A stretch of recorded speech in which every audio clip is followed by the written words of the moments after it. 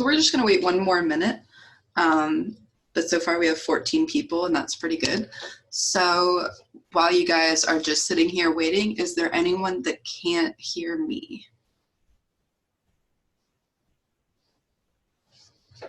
I think most of you can.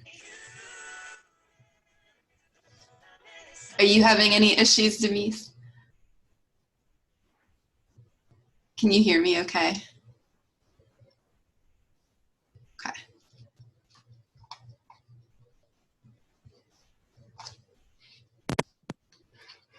Okay, so how I think that we should do this, I have you guys all muted upon entry. And that's just because I know that you guys have a lot of other noises happening in your home. So maybe you have a dog or your family's in the background, whatever it might be. So I have you muted as you come into the room. However, I know that you guys might want to ask questions or tell me to slow down or go back. So the way that we can do that is either you can unmute yourself and ask the question verbally, or if you feel more comfortable, you can type your question in the chat, and then I can see that pop up on my end and get to your question that way. I think that if you do want to ask your question verbally, that it'll feel a little bit more like a class, but I know that some people just don't feel comfortable doing that. That's fine as well.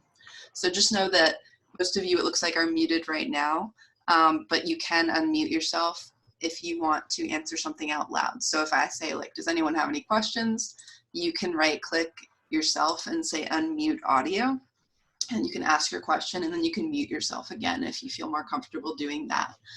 You guys can also show your video, but you don't have to. That's completely up to you. I know that a lot of you haven't seen people in days. You miss hanging out with your friends, so you might want to see each other, but that's completely up to you. Maybe you're in your living room and you don't want to show your living room. So whatever you want to do. So just kind of getting back into the swing of things here. How has everyone's spring break been? Did anyone do anything interesting? And you can share in the chat.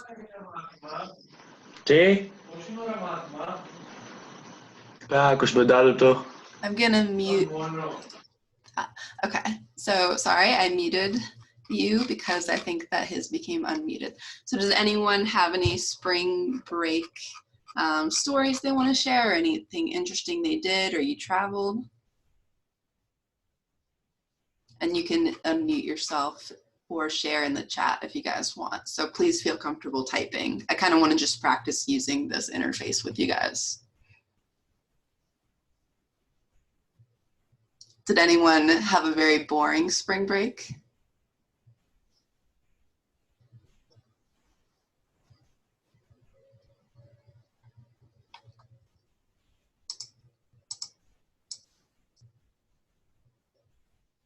Yeah, going to Florida. Oh, that's cool. I went to Asheville, if you guys are familiar with where that is in North Carolina. Oh no. Okay, well that's unfortunate. How did you break your foot?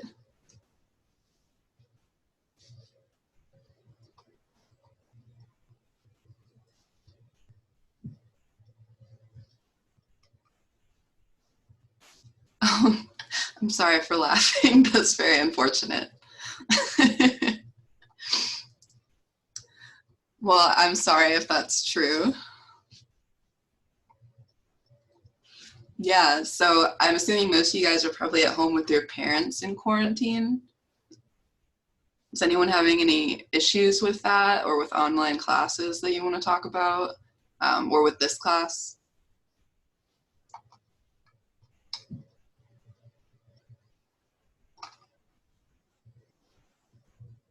And if not, that's fine.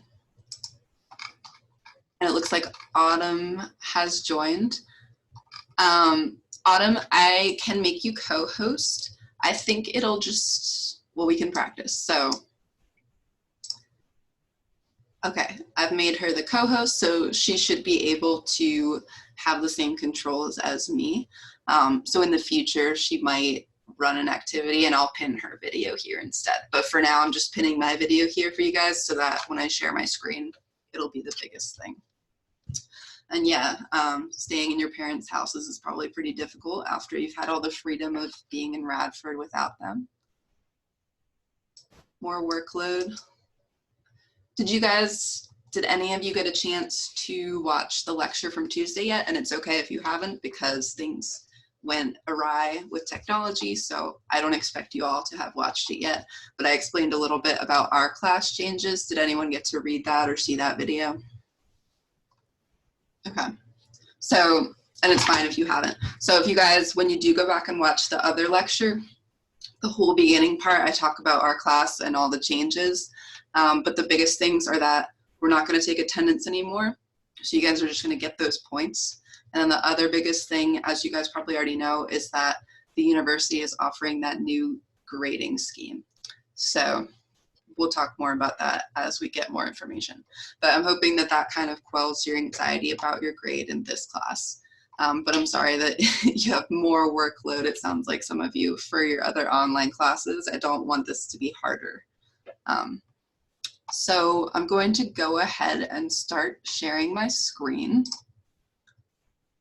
Close this here. I'm going to share my entire screen with you guys. Can you guys see? It should just be my desktop right now. Can you guys see that okay? Can someone unmute themselves and tell me if they can see it? I think it's just a black screen right now. It is just a black screen? It's like a little slower than I think your screen is. We can see it. No. What about when I'm bringing up Chrome now. Can you guys see this? Not yet. I think it takes like a few seconds. Okay. Let's see. I'm going to stop sharing and I'm going to try just sharing the specific program. So let's see if that's better for it. Can you guys see my email here? Not yet. Yeah. Yes. Interesting. Okay. Is that the case in all of your classes? There's just a lag time? Yeah, that's how mine was too. Interesting. Okay. Well, let me know. So I'm going to share PowerPoint. So I don't know if every time I switch, it's going to take a long time. Does it still loading a black screen now for you guys? Yeah. Okay. So we'll just give it a second and hopefully it'll load. All right. You guys can see it should say learning. Yeah. Okay.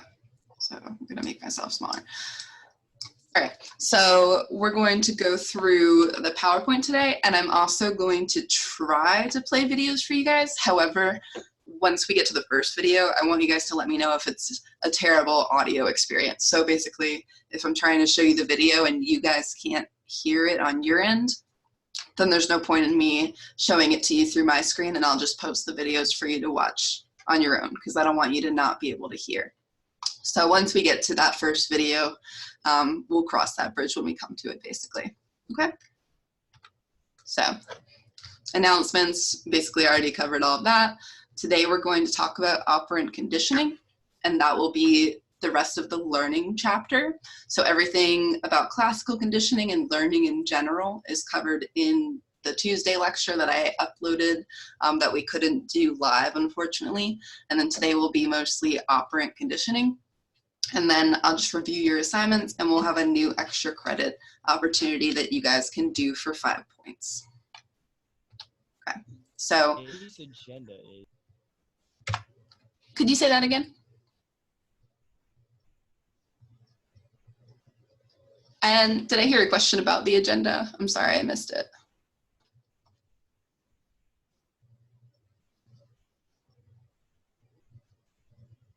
See if, okay. Let me know, guys, if you had a question that I missed, because I thought I heard something. So we have a brief little review here of what I talked about in the recorded lecture. So we didn't talk about this in person. So I wanted to just briefly review it with you guys actually in the room.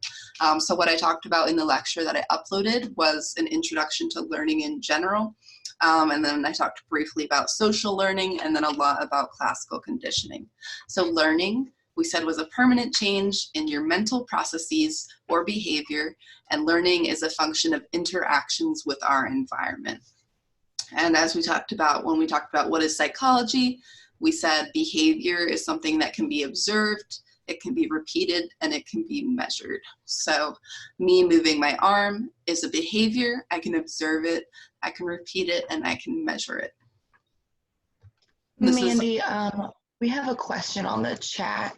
Okay. Are we still doing tests on Top Hat?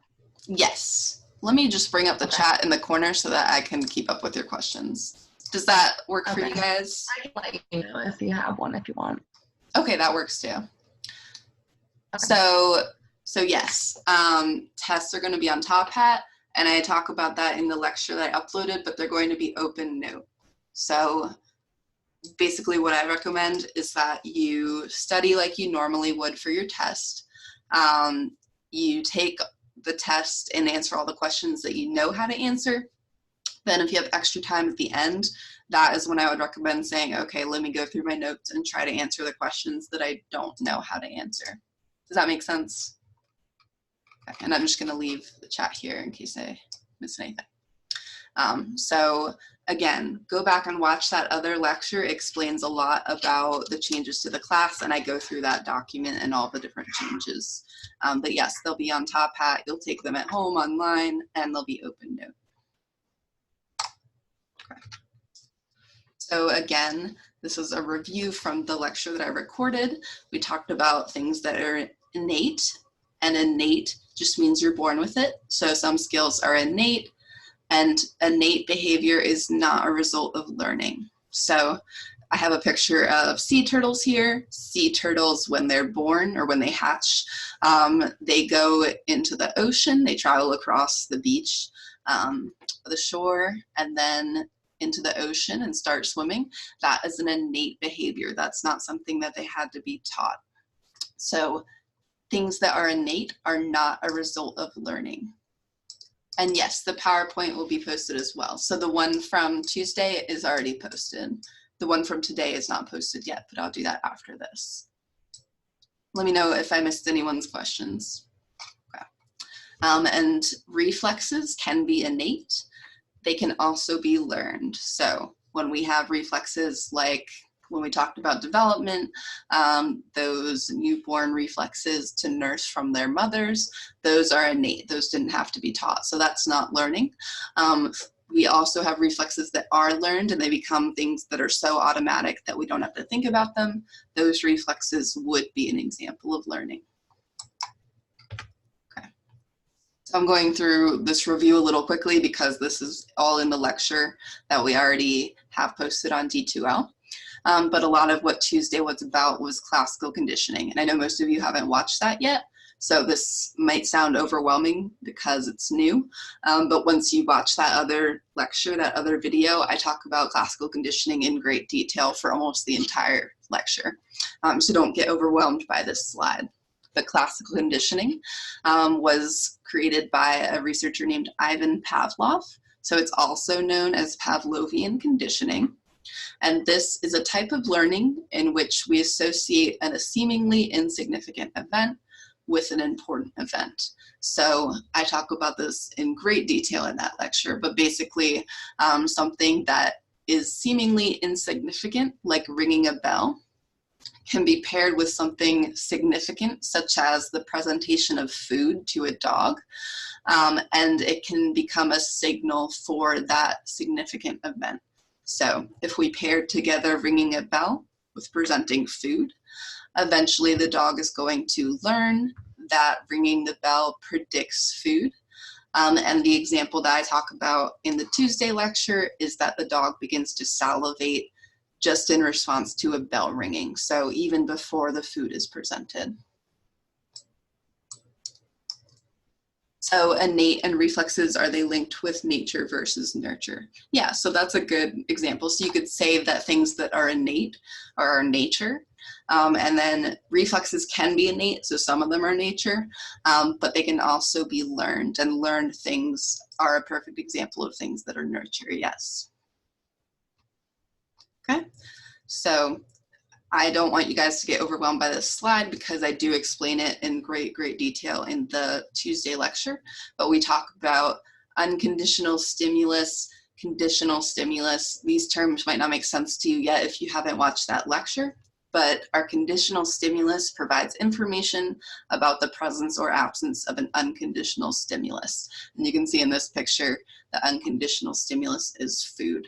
And I think that rather than you guys trying to understand what all this means now, it'll just make more sense if you go back and watch the lecture about it. But know that classical conditioning is about associating two events together. So one of them is signaling another. Okay. These terms are all covered in detail in that lecture. So I think I'm going to skip over this because going over it without you guys watching that lecture will actually just confuse you. But this is all laid out in that PowerPoint, and I will post this PowerPoint as well. Okay, so the last part of the review from Tuesday that I want to talk about is social learning. And it's also known as observational learning or vicarious learning. And this is just a type of learning that you get from watching others. So whenever you watch someone else engage in a behavior, you can learn that behavior from them. So we can imitate behaviors we see other people performing. If we see someone else engaging in a behavior and then being rewarded for that behavior, we're going to be even more likely to do that same behavior. So if you see your older sibling finishing all their dinner and then they're getting praised by their parents, you're going to be more likely to engage in that behavior. Okay, so I have a couple of videos about social learning, and this will be our first test of, can you guys watch videos from my screen, or is it just too difficult to hear? So I'm going to unplug my headphones and we'll test that. And so this is part of where I'm going to need your guys' feedback, either in the chat or out loud. And Autumn, you can let me know as well. If you guys cannot hear the videos, then I don't want you to bother watching them through my screen, and we'll just post them on D2L. So, like you guys said, it might take a minute to load. So if someone could let me know when you can see YouTube, that would be fantastic.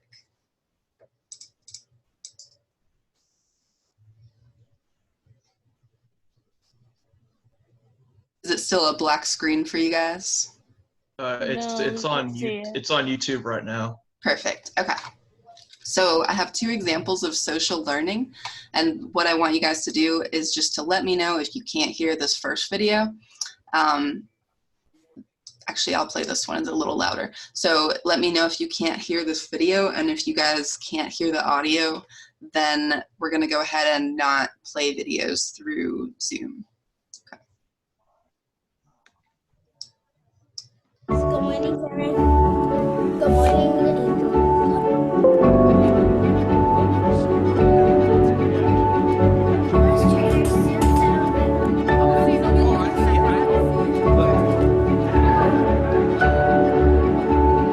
There's areas of the brain that track the human face. Okay, so I'm going to pause it right there just because the person started talking. Are you guys able to hear that on your end?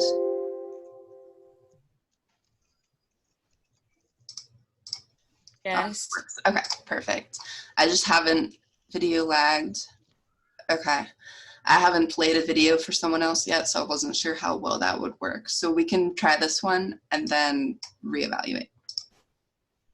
So this is an example of social learning and how that works.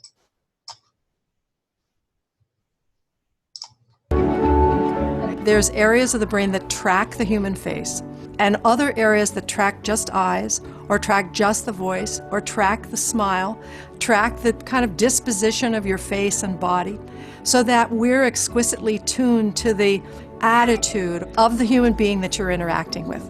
We know that we start this way. When you look at the studies on very young human babies, even newborns are captivated by the human face. And newborns at birth have the ability to imitate the facial postures of another person. So they open their mouths when you open your mouth, and they stick out their tongue when you stick out your tongue.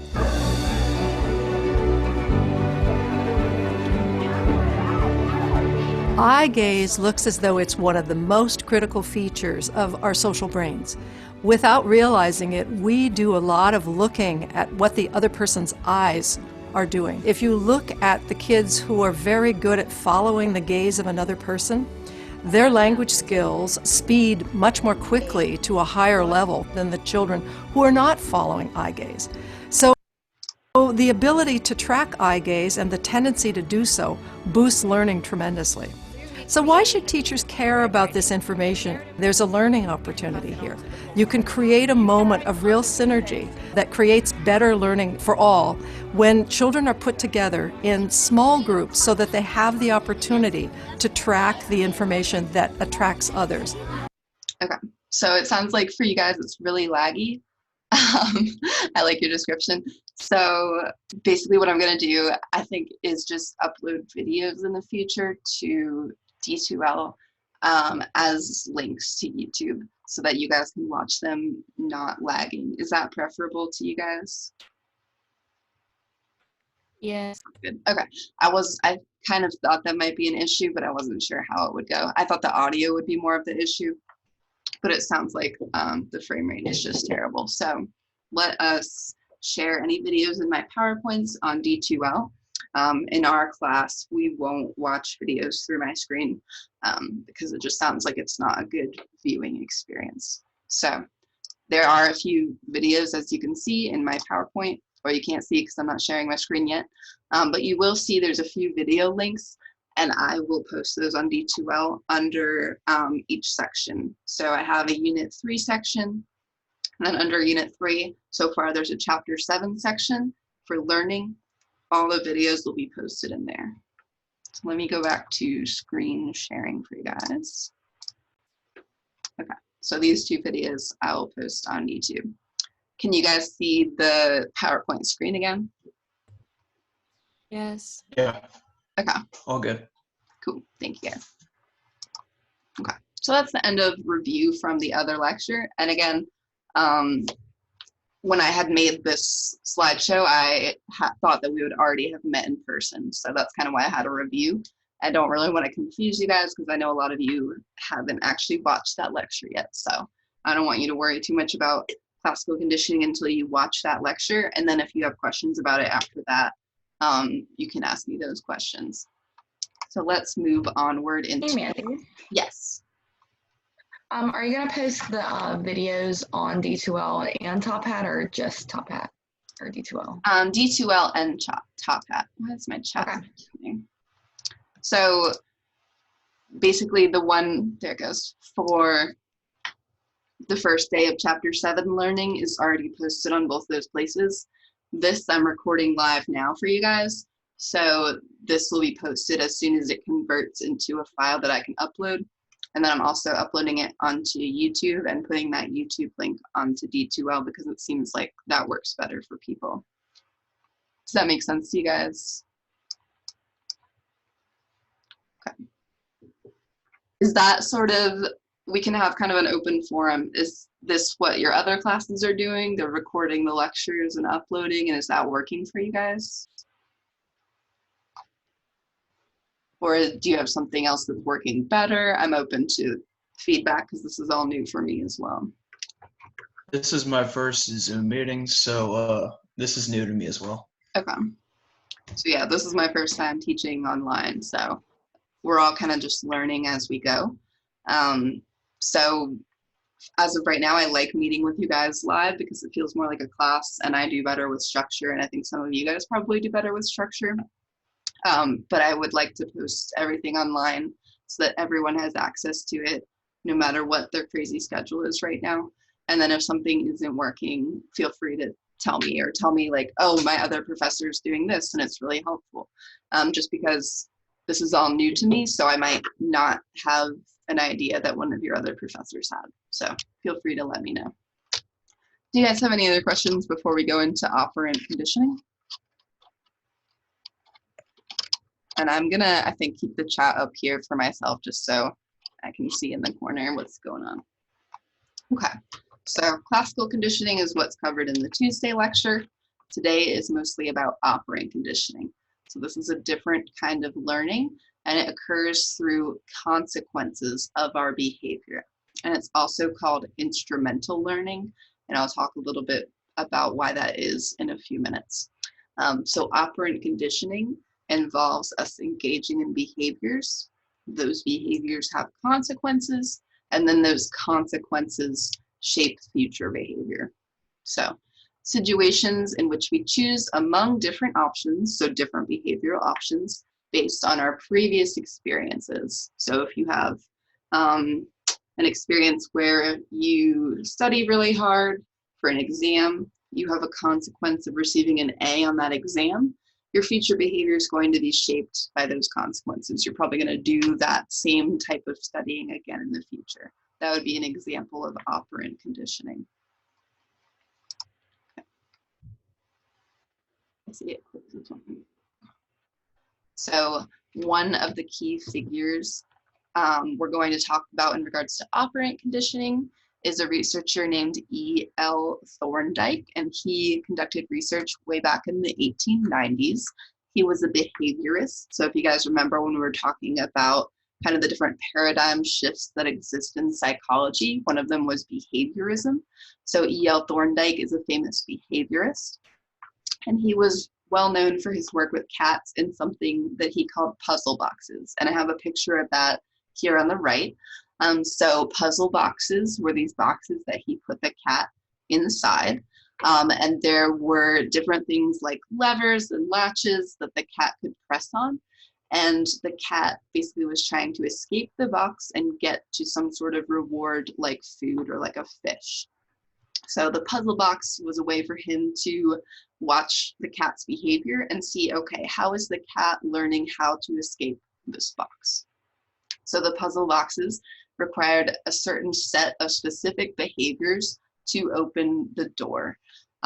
So basically they had to, like you can see in this picture, press down on a lever, and that's going to pull on this contraption here to open the door to release the cat from the box so it can get its reward. So there's a certain order of behaviors the cat has to engage in order to escape. Thorndike timed how long it took the cats to escape, and he looked at what they tried. So cats would use trial and error at first. Obviously, if you have a pet cat, you know it doesn't necessarily know what a puzzle box is. You're just putting it in a box. At first, it's probably going to freak out a little bit. It might engage in different behaviors like meowing, like scratching at the side of the box, any random behaviors that it engages in to try to get out. So as it uses trial and error, it's going to do different behaviors. Eventually, maybe by accident, it's going to step on the lever. And this is the behavior that's going to lead the cat to be successful in escaping the box. So it's using trial and error. It's going through different behaviors. A lot of the behaviors like meowing have no consequence. Behaviors like stepping on the correct lever do have a consequence, and the consequence is opening the door and letting it escape and get the food. So eventually the cats learn how to manipulate an instrument, as he called it, to escape the box. And this is why operant conditioning is also called instrumental conditioning, because he used these puzzle boxes and the cats had to use an instrument to escape. So Thorndike called this instrumental learning. And instrumental conditioning, it's just another word for operant conditioning. Okay. So as he watched these cats use trial and error and slowly learned the behaviors with the correct consequences, he developed what he called Thorndikes Law of Effect. So he said that we learn about situations. So for example, the situation of being trapped in a box. and the behaviors that lead to a consequence that we like. So for example, escaping the box and getting a fish if you're a cat is a behavior that you like. We're going to be more likely to repeat these behaviors that have consequences that we like. On the flip side, we do not learn to associate situations and behavior that lead to something we don't like, and so we're going to be less likely to repeat those behaviors in the future. So for example, if a cat is sitting there meowing, it's having no consequence. It's continuing to be stuck in the box. It's not getting the food. That is not going to be repeated in the future. The cat is learning that meowing does not have the consequence and the reward that it wants. So you can think of this as a law of consequences. And the major theme throughout operant conditioning is behavior leading to consequences, shaping future behavior. So let me just bring up the chat here. Do you guys have any questions so far? And you can feel free to ask out loud as well. I know this is a little awkward because I can't see you guys raising your hand, so I'm just going to give you guys a few seconds, and then if no one has a question, move on. But Autumn has been super helpful in watching your chat for me, so we can always go back. How many years did he do this for? I'm not sure. He's famous for these puzzle boxes. I'm not sure exactly how many years he did the specific research. I think he probably used new cats. So once a cat learns what to do, then it knows the trick basically. So he probably had a lot of different cats in a lot of different types of puzzle boxes over the years. But yes, I'm not sure for how long. Anyone else have any questions? Okay, and that's something I can look up as well for you. So let us click over here. Okay, so the other key figure that we're going to talk about when it comes to operant conditioning, you have already heard of from one of the first chapters, and that is B.F. Skinner. So he conducted research in the 1930s, so a little bit later than Thorndike, and he founded what's called radical behaviorism. So B.F. Skinner was very much a behaviorist. That's why when we talked about behaviorism, I think he was the key figure I had you guys learn about or had you guys memorize for the test. He founded radical behaviorism, and he went so far as to say that thinking and feeling, so different cognitive processes and our emotions, are just another type of behavior. So some behaviorists were saying that, like I said, my arm moving is behavior. He went so far as to say that even your emotions are just more behavior. So he was interested in the consequences of our behavior and how those consequences affect learning. And that's a lot of what we're talking about today. That's a picture of Skinner right there. Okay. So he looked at what we now know is called operant conditioning. And when we talk about operant conditioning, we have what's called the operant ABCs. And you can remember ABCs to remember these three words. So A stands for antecedents, B stands for behavior, and C stands for consequences. There's a separate ABC that we'll talk about in the last unit when we talk about therapy. That's not the type of ABC I'm talking about here. So in cognitive behavioral therapy, there's an ABC, but operant conditioning has its own ABCs. So antecedents, behavior, and consequences. Antecedents are specific stimuli in the environment. So they're anything in the environment that we can sense that tell us something about consequences. So these stimuli are cues about the consequences of our actions. Then we already know what behavior is. Behavior is anything that can be observed, it can be repeated, it can be measured. So in the cat example, a behavior might be stepping on that lever. Behavior is affected by our environment, and then when we engage in a behavior, we can affect the environment around us. So that cat stepping on the lever is then affecting its environment. It's opening that latch. we can think about what is behavior versus what isn't behavior with something called the dead man's test. So this is just an easy way to remember what's behavior. And it just says that if a dead man can't do it, then it's behavior. So in operant conditioning, just lying still and doing absolutely nothing would not be behavior. Moving your arm would be behavior because a dead man cannot move his arm. So the dead man's test is just a little way to remember what is behavior in this example. And then we have our consequences. The consequences are going to be, again, stimuli.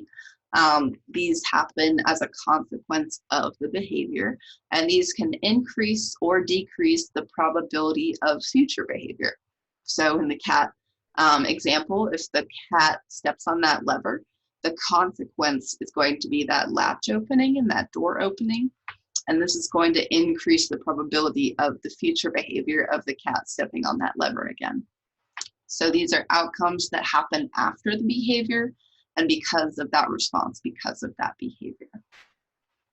You guys have any questions? So breathing is behavior.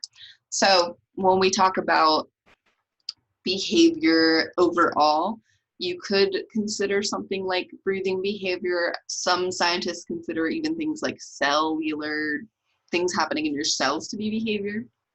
For the purposes of operant conditioning, breathing is not behavior. So when we talk about operant conditioning, it's really going to be just something that's affecting your environment. So breathing, I know a dead man can't breathe, so it doesn't really fit the model that we just talked about.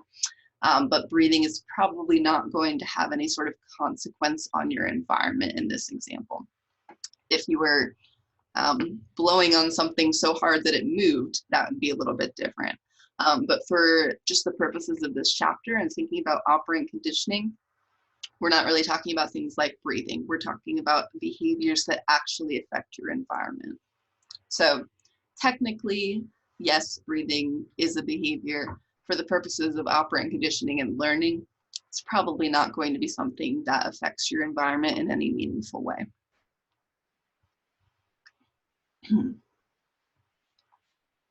That was a good question. Okay. Okay, so I have an example of the ABCs to help you guys understand this concept. And this is also going to help you do your extra credit if you are someone that wants to do the extra credit.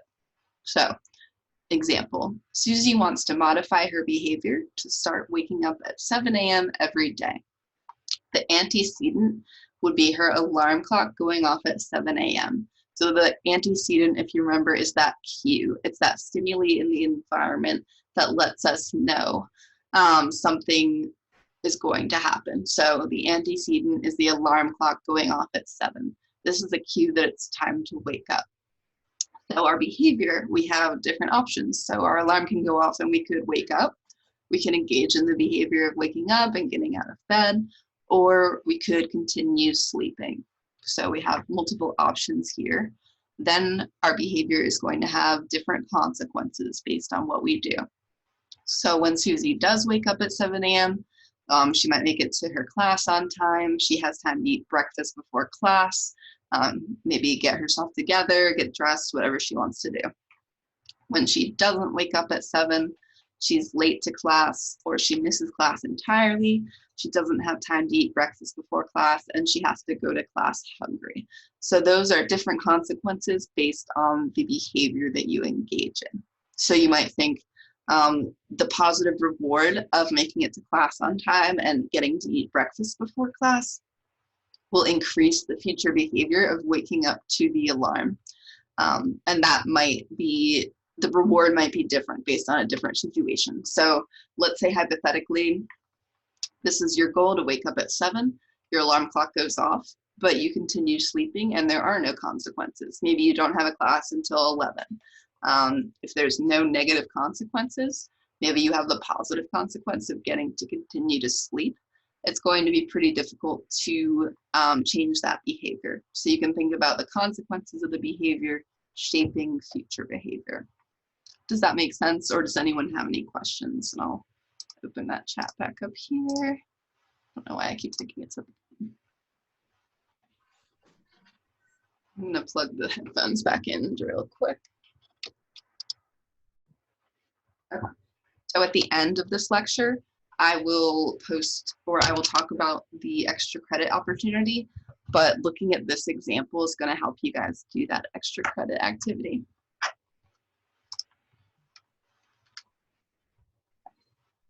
So when we talk about operant conditioning, we have 4 different contingencies that I want you guys to understand. And B.F. Skinner found these contingencies. They're basically if-then rules. So if you engage in some behavior, then some consequence will happen. The first 2 contingencies that we're going to talk about are reinforcement and punishment. So we have 4, and I can show you on the next slide. Oops. We also have things can be positive or negative. So there's 4 contingencies, but I just want to go through reinforcement and punishment, and then we'll go through positive and negative, and then we're going to put it all together so you can see the 4 contingencies. So reinforcement is when consequences of a behavior increase the probability of the behavior repeating. The behavior is being reinforced. So say that you study hard for your test, then you get an A on that test. The consequences of getting the A are going to reinforce that behavior of studying. They're going to increase the probability of you studying in the future. Punishment, on the other hand, occurs when consequences of a behavior decrease the probability of that behavior repeating. So a punishment might be something like introducing a bad grade. So introducing an F. Maybe you slack off and you guys are talking about Minecraft. Maybe you just play Minecraft for 2 weeks and then we have our test on the 14th. Is that 2 weeks? I think you got a little more than 2 weeks. So let's say that you just play Minecraft, you don't study. Then the punishment might be the consequence of introducing a negative grade. That's going to decrease the future behavior of just slacking off and playing games. So reinforcement increases future behavior occurring. Punishment decreases the probability of a behavior recurring. This is another picture of Skinner. Okay. So reinforcement and punishment can both be either positive or negative. So reinforcement can be positive or negative, and punishment can be positive or negative. When we say positive, we mean adding something. So the application or addition of some consequence. So when I said getting a good grade, that would be the addition of a positive grade, a good grade like an A. We can also have positive being the addition of something that you would think of as bad. So the addition of an F to your grade. Negative is the removal of a consequence. So taking something away.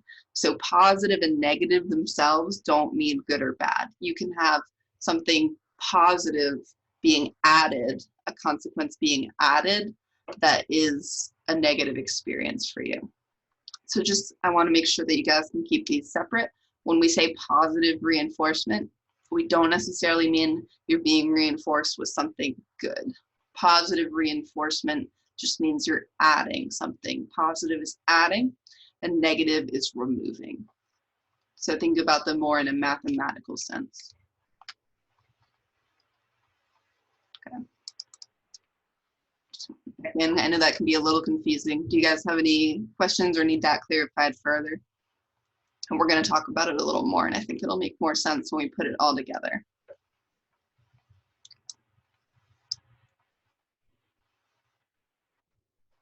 So, like I said, Skinner came up with 4 contingencies. We have positive reinforcement, negative reinforcement, positive punishment, and negative punishment. And I have a little chart here from your book. You can see reinforcement, punishment on this side, positive and negative on this side, and then the 4 contingencies are in the middle. So positive, remember, is adding some stimulus. Negative is removing something. Reinforcement, increasing future behavior, we're reinforcing it.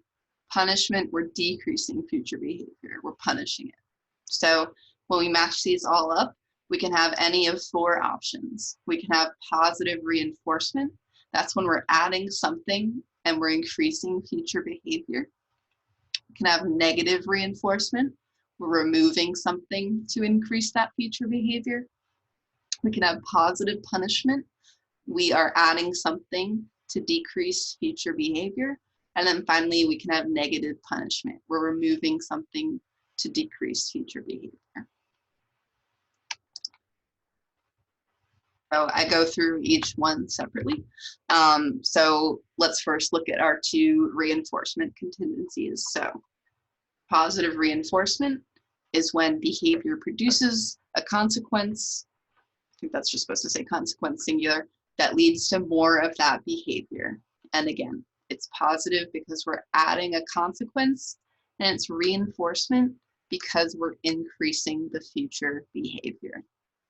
Negative reinforcement is when behavior removes a consequence and leads to more of that behavior. So negative, removing something. Reinforcement, because we're increasing future behavior. So reinforcement, always increasing the behavior. Positive is when we add something. Negative is when we remove something. And let's look at the other side of punishment. So positive punishment, behavior produces a consequence that leads to less of that behavior in the future. So we're adding something, it's positive, but it's punishment because we're decreasing that behavior in the future. And our last contingency is negative punishment, when our behavior removes a consequence and it leads to less of that behavior in the future. So negative, removing something, that's punishment because it's decreasing that future behavior. This is actually a really great video, so I encourage you guys to watch this one. They teach rats to play basketball. It's really cute, and it's an example of positive reinforcement. I'll post that one on D2L. So if you're going to watch any of them, that's one of the ones I would definitely watch. It's pretty adorable. So I want to go through again a little bit just to solidify this idea for you guys. And I actually have some examples that I wrote down here. So I'm going to give you the example and I'm going to leave the chart up here. And then either in the chat or out loud, I want you guys to try to figure out which of the 4 contingencies it is. So first example, a young child throws a tantrum and receives candy from his parents. The child throws more tantrums in the future. So what's happening here? Which of the 4 contingencies? You're very lost. Okay, so we have a behavior happening, then there is some consequence to that behavior, and then we can either have more of the behavior in the future or less of the behavior in the future. So someone said positive punishment, someone said positive reinforcement. So we're a little split. So let's think about this. So the young child is throwing a tantrum, then he receives candy from his parents. So we're applying a stimulus, so it is positive. You guys are all right about that. In the future, the child throws more tantrums. So if we're increasing future behavior, is it reinforcement or punishment?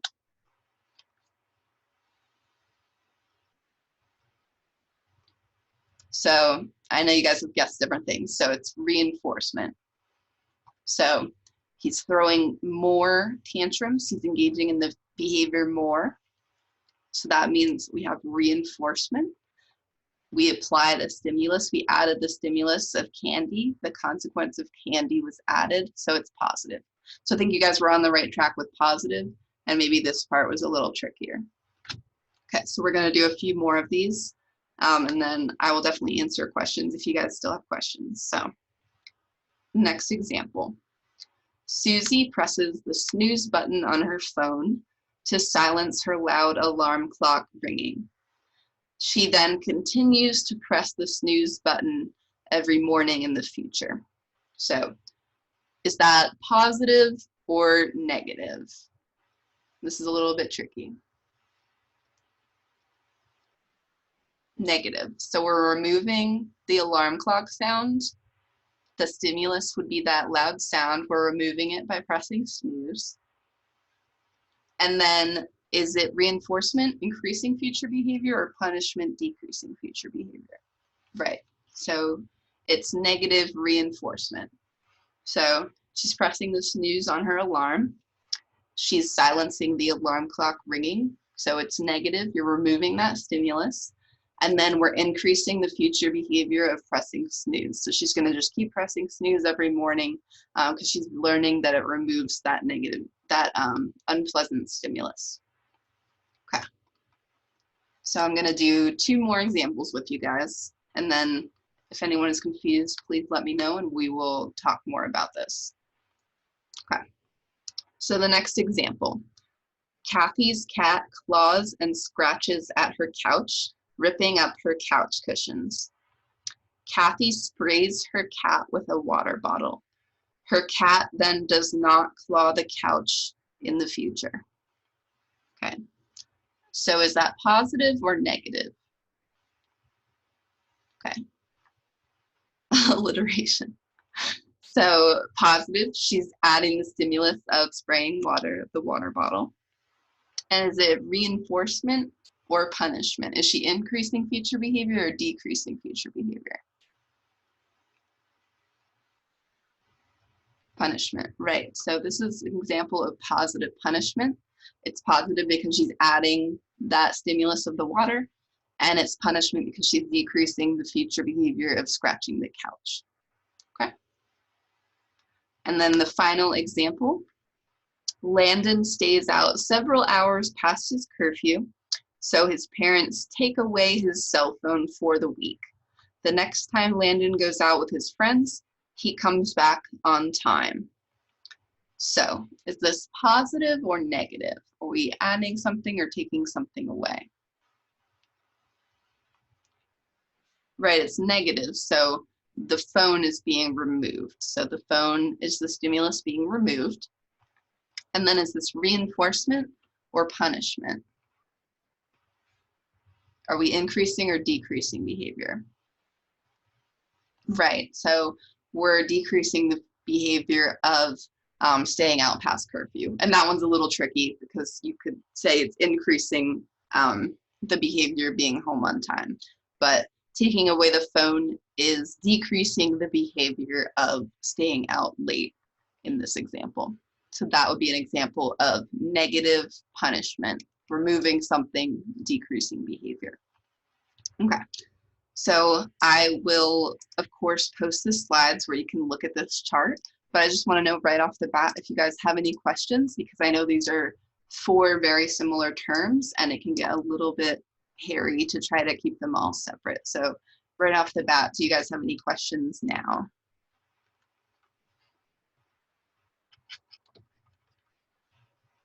It's okay if you don't.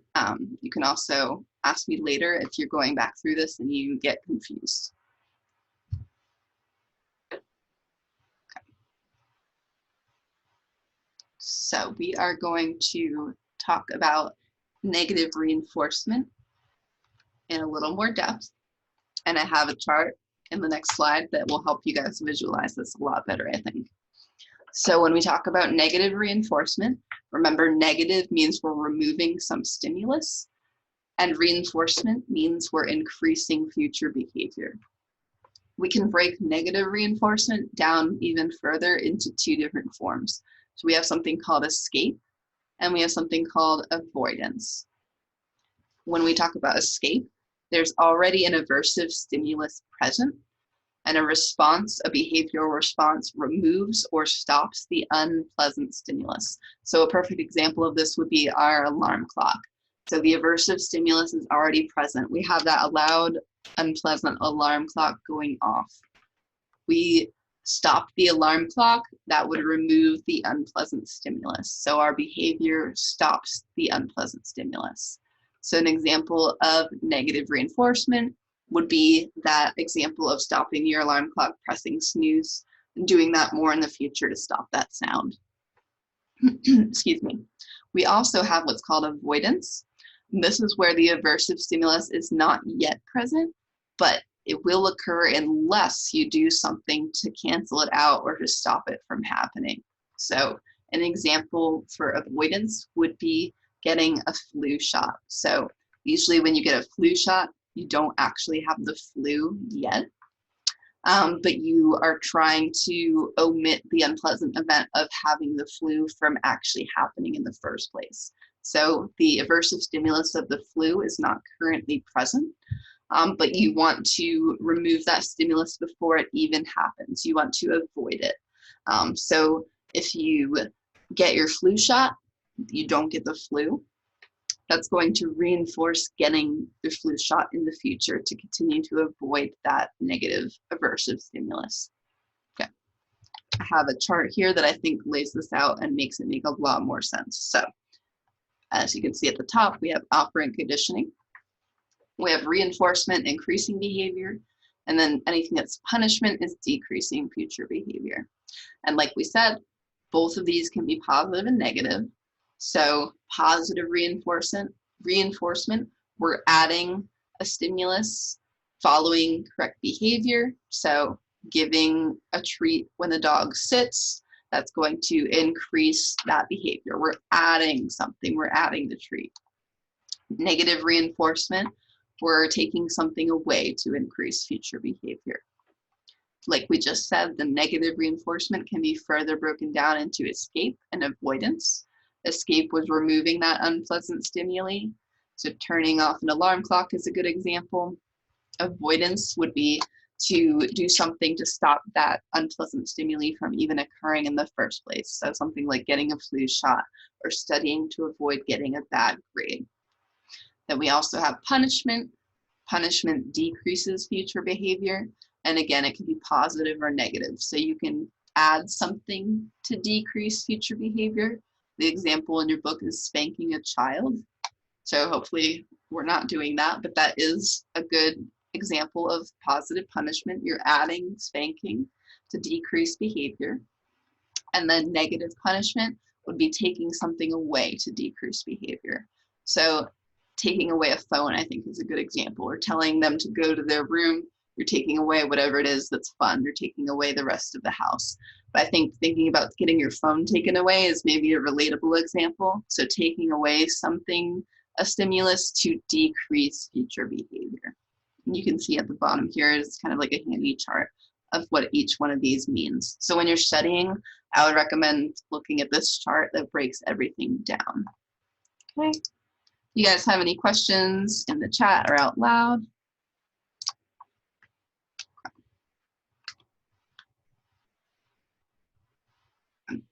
So when you're trying to figure out which of the 4 contingencies something is, here's just another handy flow chart you can use.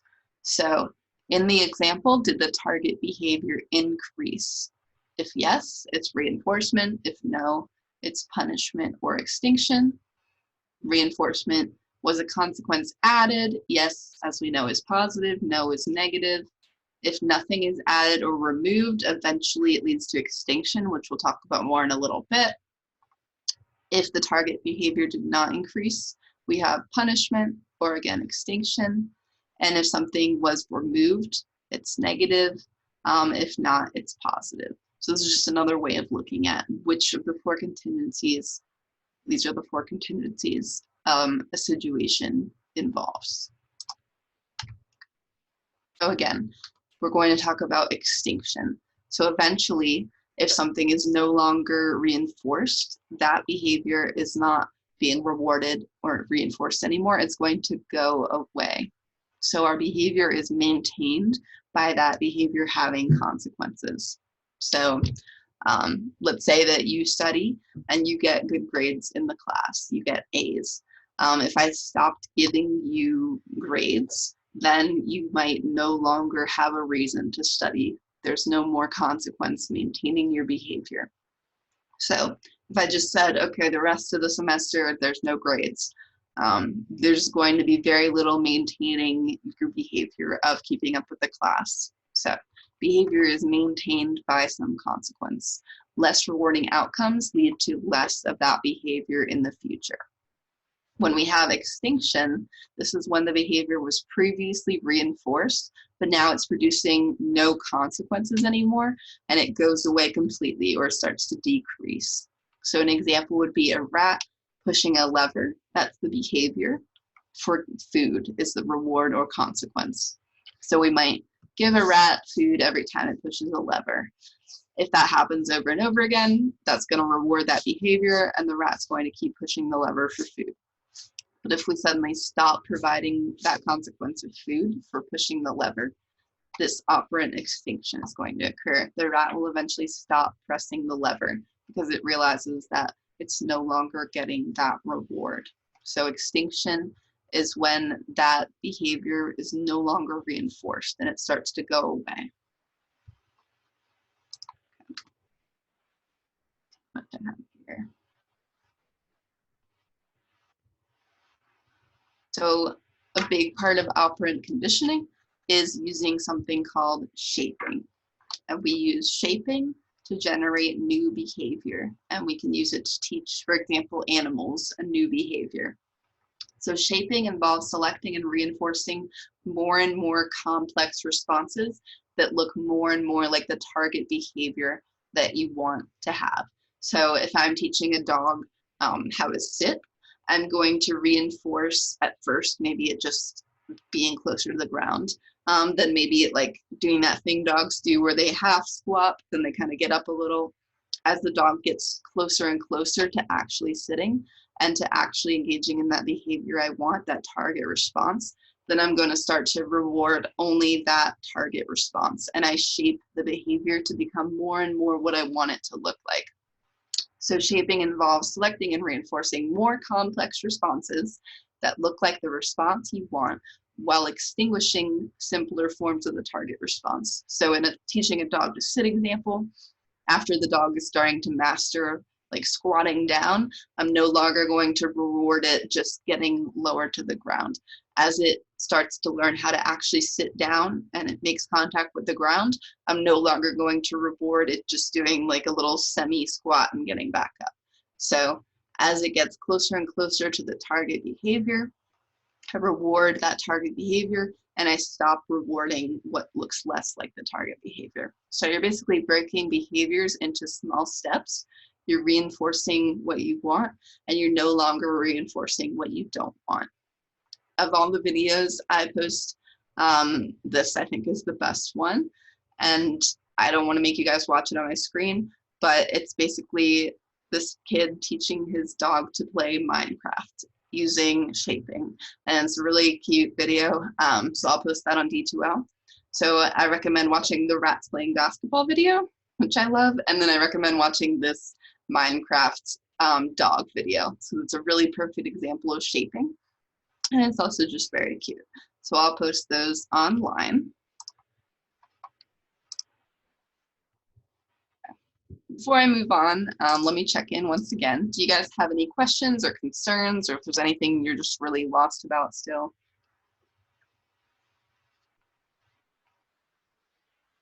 Okay. Feel free to jump in if you say, wait, I'm actually super lost. Okay. So I'll post that video. I recommend watching that. It's pretty cute. You might want to show it to your friends. Okay. So we also have what are called reinforcers, and these are the actual stimuli. So reinforcers are events or stimuli that follow the behavior and increase the future likelihood of that response. So reinforcement is the process, but reinforcers are the stimuli. So a dog treat would be an example of a reinforcer that you would use in the process of reinforcement. So positive reinforcers are added, negative reinforcers are removed. So similar language, but know that reinforcers are the actual thing itself, the actual stimuli. We have a few different kinds of reinforcers, and I think this is the last thing we're going to talk about today before I tell you your extra credit opportunity. So just bear with me a few more minutes and then we'll end for today. So types of reinforcers, we have primary reinforcers, we have secondary reinforcers, and then on the next slide that we'll get to, we have generalized conditioned reinforcers. So starting off with primary reinforcers, these do not have to be conditioned. So these are not learned. They naturally affect our behaviors. They're often things in nature that occur that we just need to live. So an example of a primary reinforcer would be food. It naturally reinforces behavior. No one had to teach you that you need food to live. That is unconditioned. So examples are food, water, warmth, shelter. They can be positive or negative. So things like food, water, warmth from the cold, those are all positive. We can also have things that we want to avoid, like heat and pain. So those are all things that you're biologically programmed to have a response to. We also have secondary reinforcers. These are conditioned reinforcers. And a lot of times when you see the word conditioned in this chapter, you can think that means it was learned. So these are reinforcers that you learned over time. They're not universal. They signal or have been associated with some primary reinforcer. So an example of a secondary reinforcer might be something like getting an A in this class. So it's not something you need to survive. You'll survive even if you don't get an A. So you learned that you want to get good grades, but you associate that with primary reinforcers. So at some level, you associate getting good grades with maybe getting a job and getting to be able to afford food and shelter and all of that good stuff. So the secondary reinforcers are not these learned, or not universal, I mean. They're learned, but we associate them with these more primal needs, these more primal reinforcers. Okay. And then the last type I want to talk to you about are generalized condition reinforcers. So these are objects that are traded for other reinforcers, like money is a perfect example, or gift cards or tokens. So things like money are tied to primary and secondary reinforcers, and that can make them more of a robust reinforcer. So we do lots of things for money. We work jobs. Some of you might be working jobs that you really don't enjoy right now. And that's because money is such a robust reinforcer. It's tied to all these really important things like food and shelter. Very robust, and it can be used for reinforcement because we need those things. So generalized condition reinforcers are traded for other reinforcers. So you can think of money, anything that represents something else in that way. Okay. Before I talk about your extra credit, do you guys have any questions about anything that we talked about today? And you can ask out loud or in the chat, or you can just say you're all good, that's fine too. Okay, so I'll get back to that next time because I said we're done. So extra credit opportunity. So for chapter 7, I have an extra credit opportunity that's going to be available until your next exam. So this opportunity is open all the way until exam 3. And this is going to be to form a new habit. You're not being graded on how well it goes or anything like that. You're basically being graded and you're getting the extra credit points based on the plan you make. And it's pretty easy. You're going to write 1 paragraph typed up and submit on D2L of why you want to form this new habit. What will be the ABCs? So if you remember back on the slide, your ABCs, you have the antecedents, the behavior, and the consequences. So for this habit you want to form, what will be the ABCs? So for our example of Susie wanting to wake up earlier, the antecedent was her alarm clock going off. So that was the stimulus in the environment that's cueing her. So for whatever you want your new habit to be, identify the antecedent, that's the cue that you'll have in your environment, the behavior that you want to engage in, and the consequences. So talk about, in the alarm clock example, my cue is my alarm clock going off. The behavior will be either I get up like I want to, or I just keep sleeping. And what would be the consequences of each of those? And then how will you maintain this new habit? So it's pretty easy. Again, I'm not grading you on the results, so we're not going to say, I'm not going to judge you and say, okay, how did that go? Did you actually start running every day or whatever it might be? I really just want you guys to practice using operant conditioning to make a plan to change your own behavior. So just write one paragraph, make sure you answer these questions, and then I'll have a place to submit it on D2L. So this is worth 5 extra credit points, and then you just make sure you answer all these questions. And it'll be due the day of the exam at 11:59 p.m. So basically at the end of the day on the day of exam 3. Okay. As far as other assignments, you already know about them. Chapter 7 homework on Top Hat is due Tuesday. You have that ongoing SONA research and the extra credit assignment that I just told you guys about. So if you guys have any questions, do we have assignments like homework? Yes, they're on Top Hat. They're the same. In the last lecture, the SONA thing. Let me answer the other question first. So the lecture that I uploaded from Tuesday, I walked you through the change in course schedule and everything. Some due dates have been pushed back, of course, because we lost a week. But the homework is the same. So you're going on Top Hat, you're reading the chapter, and then you're answering the questions on Top Hat. So nothing about the homework questions have changed except the due dates have been pushed back, basically. Exam 3 has also been pushed back to April 14th. So I think that's a class period later than it originally was scheduled for. The SONA requirement is that requirement where you're doing those online studies. So if you remember the first week of class or the first 2 weeks, we had you guys sign up for SONA, the SONA system. If you go on there and you still have plenty of time, you'll only be able to do the online ones at this point. So you can go on the SONA website. There'll be a bunch of online surveys that you guys can do to get these points. And this is explained in detail in the syllabus. And I also explain it a little bit in the document that I just sent you guys out with all of the course updates and everything that changed. So basically, because we're doing online classes now, what you'll use to get this requirement are those online surveys. And some of them are pretty fun. It's not too hard. So you go on SONA, you log on, and you see all these different students doing online research. There's different options for surveys that you can fill out.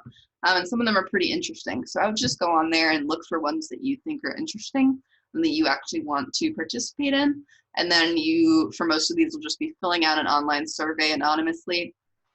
And you submit it, and you'll get the credit for me on SONA. And then this extra credit assignment is what I just told you guys about, and I'll post that on D2L as well.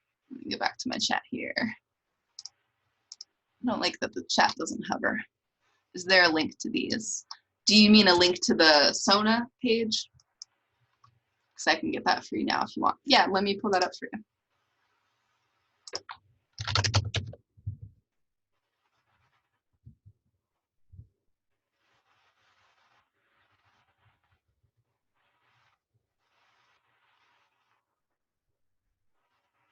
I usually just, the fastest way that I usually get to it is I just Google SONA Systems Radford. It's also in the syllabus, and I can also post a link on D2L if you guys think that would be easier to just always have the link. So I'll do that so you guys always just have it. Oh, I think I sent it to only one person. I'm sorry. Here you go. Still adjusting to Zoom chat. Okay, so that's the link. And I will post it for you guys so you have easy access on D2L. But it's pretty fun to just do online surveys. Sometimes it's just asking you about yourself, so that can be kind of fun to fill out.